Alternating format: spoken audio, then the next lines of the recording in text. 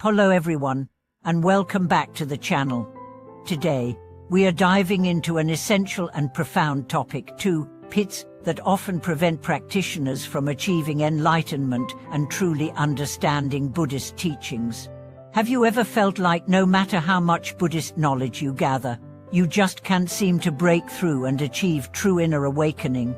The Buddhist path is vast, and it can often appear open, but hidden within it are numerous pitfalls that can derail our journey if we aren't careful. These traps, these pits, are often why many people feel they are stuck in their practice, unable to experience the deep spiritual breakthrough they yearn for. In this video, we are going to thoroughly analyze two major pits that many practitioners, both new and experienced, unknowingly fall into. Recognizing and avoiding these traps is key to truly understanding Buddhist teachings and experiencing the profound wisdom and peace they offer. The two pitfalls hindering your path to enlightenment. In our exploration of these two major pits in Buddhist practice, it's important to first understand that Buddhism is not merely an academic pursuit. It's a living, breathing practice that asks for a deep transformation within oneself. We often hear that Buddhist teachings are vast, and while that's true, the core essence of these teachings lies in our inner understanding and transformation. It's not about learning more sutras or attending more rituals. It's about transcending the mind's attachments and cultivating wisdom, compassion, and purity in our hearts. The first pitfall we will discuss is one that has affected countless practitioners throughout the centuries: attachment to form. It's easy to fall into the trap of believing that the external elements of practice are the essence of the path. We think that by reciting more sutras, attending more ceremonies, or performing more rituals, we are advancing in our practice. However, this attachment to form can be a significant obstacle. Buddhism teaches that external actions, such as chanting or meditation, are simply tools to aid in the purification of the mind. These actions are not the end goal, they are the means. If we focus too much on the outward expression of our practice, whether it's how many prayers we recite or how long we sit in meditation, we may lose sight of the deeper purpose of these practices: to purify our hearts, develop wisdom, and foster compassion. Buddha once said, "The practice of the Dharma should begin in the heart, not merely be reflected in outward forms." This means that while chanting and meditation can bring benefits and help calm the mind, they must always serve as vehicles for inner transformation. If we lose sight of this deeper purpose and become too attached to the outward appearances of our practice, we may find ourselves trapped in the form and unable to progress towards true enlightenment. It's easy to become attached to the idea of being a good practitioner. We often feel validated by the external symbols of success, whether that's the number of mantras we recite, the number of hours we meditate, or the outward display of our spiritual achievements. Yet, true enlightenment and wisdom come from a purity of mind and heart, not from the accumulation of external practices. Without inner transformation, these outward acts are empty and ineffective. So, how do we avoid falling into this first pit of attachment to form? The key is to cultivate humility and sincerity in our practice. We must constantly check our motivations. Are we practicing Buddhism to feel superior, or are we doing so to purify our minds and develop true wisdom and compassion?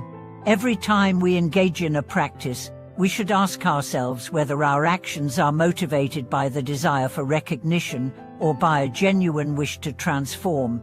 In doing so, we can prevent ourselves from falling into the trap of attachment to form and instead stay focused on the true essence of the practice: inner peace and understanding.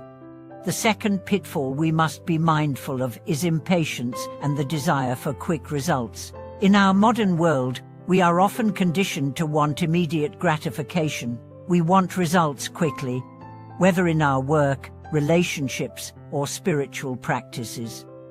Unfortunately, the path to enlightenment is not a quick one, and it cannot be rushed. Buddhist teachings emphasize the importance of gradual cultivation. The process of awakening is not something that can be achieved overnight. It requires years of dedicated practice, self-reflection, and patience. Yet, in today's fast-paced world, any practitioners become disillusioned when they do not experience immediate results in their meditation or spiritual practice. This impatience can lead to frustration, anxiety, and ultimately a deep sense of disconnection from the true purpose of the path. Many practitioners, particularly in the beginning, approach their practice with the hope of achieving quick results. They might meditate for a few weeks and then expect to feel enlightened or expect to have profound experiences of spiritual awakening. When this doesn't happen, they may become discouraged and question the validity of their practice. This is where the pitfall of impatience becomes most dangerous. It can cause one to give up on the path altogether or to seek shortcuts that do not lead to true awakening. But true spiritual growth happens gradually. Every moment of mindfulness, every small step toward understanding, every instance of compassion and wisdom nurtured in our hearts, all of this contributes to the unfolding of our inner transformation. Spiritual awakening cannot be hurried. It comes through consistent effort over time.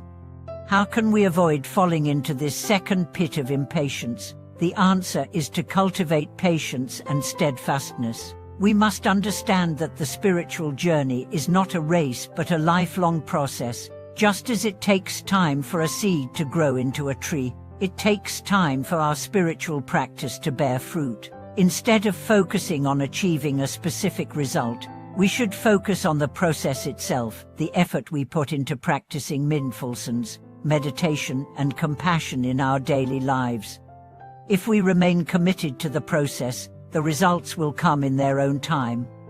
Additionally, we should regularly remind ourselves of the impermanence of life and the importance of practicing in the present moment. When we release our attachment to the idea of future results and focus on the here and now, we can experience a sense of peace and contentment in the present, which is the true reward of spiritual practice. Reflecting on the path to enlightenment. As we come to the close of this reflection on the two pits that prevent many from reaching true enlightenment, it's essential to keep in mind that the journey is ongoing. It's not about avoiding all obstacles, it's about learning from them. The path to enlightenment is a process of constant self-awareness, humility, and patience. It's about engaging in the practice with sincerity, understanding, and a willingness to grow, even in the face of challenges. Enlightenment is not an achievement, but a continuous unfolding. By avoiding these two major pitfalls, attachment to form and impatience, we can ensure that our practice remains genuine, grounded in wisdom, and guided by compassion. Through this, we can make real progress on the path, gradually transforming ourselves and the world around us. Thank you all for watching today's video. If you found this discussion meaningful, please share your thoughts and experiences in the comments below. Remember to like, subscribe, and share this video to spread the wisdom of the Buddha with others. We look forward to seeing you in our next video.